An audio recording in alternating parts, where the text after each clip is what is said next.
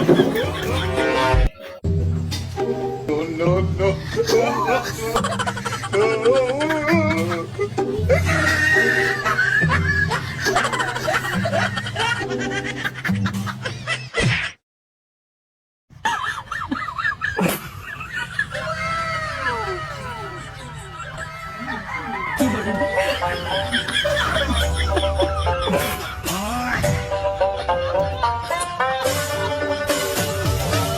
Ayaw pa.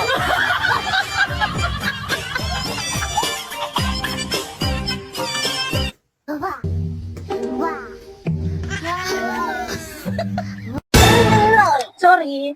Guys, nag-edit ako. Tapos, may batang nakasakay dun sa may likuran ko sa upuan. Naku guys, tingnan nyo anong nangyari. Buti hindi nahulog. My goodness naman anak ko. Kala ko naglalaro lang at nanonood ng cellphone. Tingnan nyo naman. Nakatulog na ang batang makulit. Ayan o. Nakaupo sa likuran ko. Nakayakap din ng ganito. Akala ko naglalaro lang guys. Ayan o. Ayan yung mga laruan niya. Ang dami o. Ayan, magbabalat sana ako ng papaya. Ay, nakitulog na pala sa likuran ko. Ayan o. Ang cute natin na yun. Ang sarap ng tulog. Paano ko ito aalisin sa likuran ko? Ayan o, yung bangko. O.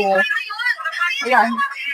Ay, sobrang antak na yata. Nakagod guys. Mas kasama ko siya sa, ano kanina, sa paghatid sa school. Ay, ayan o. Aalisin ko siya. Sarap ng tulog.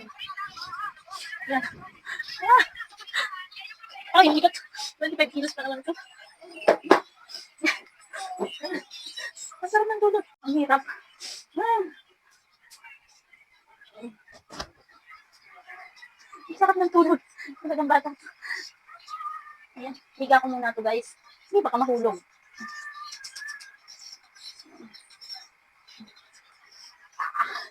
Bibi. Ipaduyan.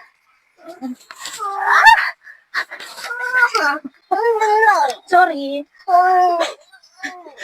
Hindi, masuwi ko ka ng balkon. Bigat mo kasi. Oh, sorry na.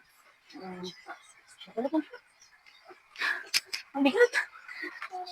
Oh, sorry na. Hirap kasi.